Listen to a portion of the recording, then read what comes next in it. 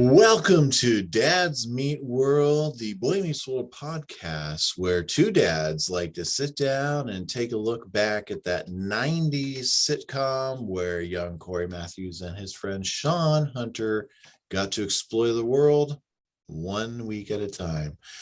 I am one of your hosts, Brett, and to my right or left, depending on your screen orientation. I'm Tyler. I'm another dad. Yes, is my partner in crime for this podcast. We're very excited. We're getting ready for the launch of our new podcast. It's going to be coming soon, and as we are prepping for the upcoming launch, we decided we'd take some time and just let you get to know us a little bit and answer some of our deep burning questions about Boy Meets World. And so we put some questions into a bucket, and we'll just randomly pull them out and give our thoughts. Yep. The plan was a hat, but the only hats I could find were small children, and those aren't very, they don't hold as well. So your hats are small children, or they belong to small children? Belong to. Okay. Yeah, I can see that. So, we have a lot of questions. All right, let's go ahead and grab a question. All right, so question number one, favorite character. I would say that you could go with, if you want to choose a specific season or just the overall character, however you want to answer it. I'm going to answer this. When it was first run, it was Sean, just because, he's the cool kid and I wanted to be like Sean. And now looking back at it, my favorite character is Alan, just because I'm a dad. And I've actually learned a lot about being a dad from him, in how he parents his kids through a lot of different life situations. What about you? What's your favorite character? It amazes me just how much I'm relating to Alan as I watch it now, as a father with my son.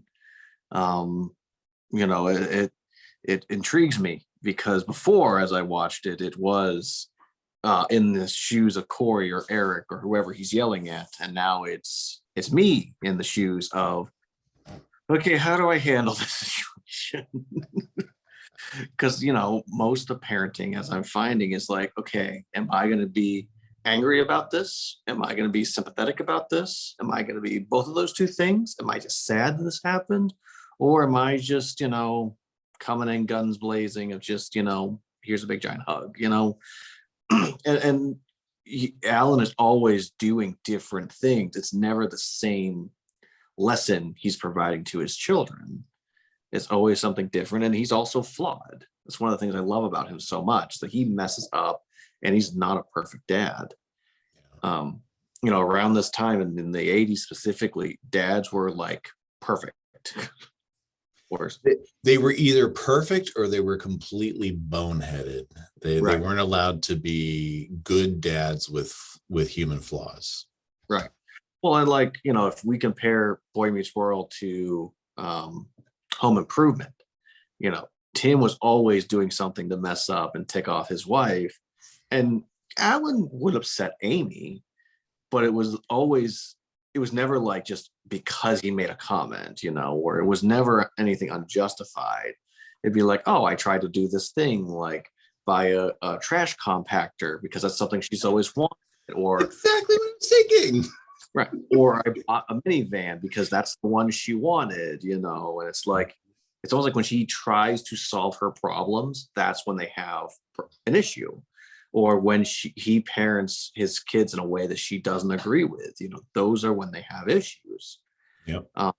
But they are united front. So, I mean, even just as probably couples wise, I would even say they may even be my favorite. But to get to my true favorite character, it has to be Eric at this point. If you're asking me who do I relate to the most, it's Corey. But the character that I enjoy the most is Eric. It doesn't matter what's happening. It's almost like he is in his own little world. And he's either fully embracing what's going on with his brother, or he's just like, okay, I have my own stuff going on. I can't deal with your stuff. And when they do the Eric Central episodes, he's always going through something. It's never him just like goofing around and he messes up and now he has to solve his problems, kind of what happens with Corey a lot. It's these truly, growing pains he's going through and issues he's dealing with. And a lot of times it's the episodes where he and his dad butt heads. And when they can't just be friends and he has to parent him. And it's so frustrating for him. And as I've gotten older, I find those are the times I relate to most, is when my parents still try to parent me. And I'm 30 years old now, but they still love and care and want to help me along. And it's so easy for me to just be like, well, they just don't think I'm mature yet. They don't respect me. It's like, no, they're parents and they're always going to be your parents. And that's who they are. And it's something that Eric has to deal with. Yep. Plus, Beanie Call is classic, and every single bit is always best when it's through the eyes of Eric. Plus, who else can pull their shirt through their fly, Rachel. He was just lost. Okay, next question. Ooh. I hope I don't do that for every single question. You like probably are going to. I wrote the questions. Okay. Favorite guest star? Ooh. I can go first if you'd like. Go for it. I have to say that Jennifer Love Hewitt is probably the best star ever. Like when she comes in and she's just like, my name is Jennifer Love Pfefferman. Like, what type of a name is that? Like, do you mind if I call you Pfeffy? Everyone does. Who is everyone? But also, it begs, is she just real in Sean's mind? Or is she actually a transfer student that he just put into this scenario? Or is it because it's a classic horror movie, like The Transfer Student? Yes. Let's see. Favorite guest. I'm gonna go. I'm gonna cheat just a little bit because he was in more than one, but not enough to be considered recurring. I'm gonna go with Vader, just because. It's just he's the one that sticks out because he's Frankie Stechino's dad. His name is Leslie, and he intimidates everyone until Mr. Feeney gets in his face. Mhm.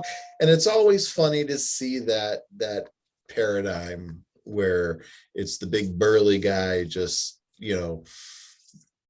all of a sudden stared down by this high school principal. And then he and Frankie walk out of the room, and his really, really petite woman who's his wife and Frankie's mom. And Feeney just says, I'm so sorry.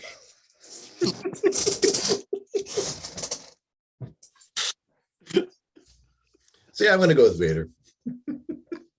I understand. You're just feeling that woof, woof, woof. I am. Yeah, I am. Well, that's another dad situation, though, of how do you parent your kid and you want something for them, but they don't want that. Mhm. And I appreciate they take time with that. So it's one thing because he's a great one-off character. The fact that they bring him back and allow Corey and Sean to sit in the awkwardness of Frankie and I have a famous dad, and I could be what he wants me to be, but I don't want to be that. Yep. Definitely. And this, I'm so sorry. Oh yes. Oh, Frankie. Then they also introduce he has a little brother then too, and he's going to be the world heavyweight champion of the world. Herman. Yes, Herman. The little bark of woof. The bark is not big.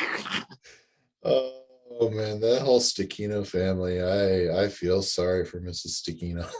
Mm-hmm. All right, let's go with one more, shall we? All right, one more. All right. I'm not going to do it. Oh, come on. You know they want it. All right. It's a good question. All right. What would they? Oh, sorry. I spelled that was wrong. Okay. So if cell phones was a part of Boy Meets World, as we understand cell phones, how would the show look now or look differently? Well, it would certainly change some of the storylines. Like Alan and Amy's anniversary party is one that would be changed, certainly. Mhm. Social media would probably bring a whole different angle to the way high school ran. Mhm. I can envision, the whole Corey Topanga relationship being, I don't know, almost underneath a completely more intense microscope with social media being what it is. Mhm. Well, you'd almost have storylines. It'd be like, oh, Topanga posted this. What does that mean? Mhm. Yep. And then there's Sean, Yeah. And then there's Eric, who probably would leave his all over the place. Well, see, I could imagine Eric running through the house going, girl, texting me this. What does this mean? Tell me. What does this mean? Tell me. What does the girl mean? Girl, what did she say? Yeah, just thinking an entire episode, Eric went on Singled Out to me to date. Imagine Eric in an episode trying to figure out Tinder. Mm-hmm. Mm-hmm. Well, I almost, it's not today, clearly, because this is a show from when I was a teenager. So it's over 10 years ago, a little more than that, probably. Don't do that to me. But that show where like someone would like go through like people's rooms, and they would like decide if they want to date them based on how their rooms looked, I remember that one. And it would just be so fun to see like a girl like with a camera crew going through Eric and Sean or Eric and Corey's room and then deciding, oh gosh, I can't do this, because of all of Corey's stuff being super embarrassing, Like that celery poster. Mm-hmm. There's nothing that separates me from everyone else. Hmm. Okay. Yeah. So I guess the point that I was going to make is overall, I don't think the show would change. I just think like it would just be like the small little things that makes dating different today compared to what it was in the 90s. Mm. I mean, at the end of the day, it's still about, does someone like someone else, and are they interested in that person? Are they getting rejected? Because you're still, if you're fishing or hunting, as people like to say, you're going to strike out, throw in another analogy for not doing well in the dating world, till you get a touchdown. So many mixed metaphors in there. Is one of the things I appreciate about Girl Meets World, though, is they do tackle cyberbullying really well. And I like that they had a character. You never see the character. You never hear from the character. All you know is how this character is impacting Riley. and it shakes her to the core that she doesn't tell her friends, she doesn't tell any adult she trusts, she just deals with it. Poorly, of course. But at the end she does stand up for herself, and it's probably one of the best episodes that Girl Meets World has. And that episode always blows me away and also just makes me sad. All right. Well, that's been the questions answered from a couple of dads who are trying to meet the world. That's right. Yeah. And to wrap things up as we get ready to depart out into the world and let you depart into the world, we'd like to leave you, Tyler. I've got a little dad joke for you. Let's see if we can make you laugh. We're gonna do this every episode of our podcast. And I'm coming up with this on the spot. So I'm going to go with the most classic of dad jokes. How do you make a hanky dance? You put a little boogie in it. I love that joke. We love you all. Do good. Yes. Be good. Do well. Try.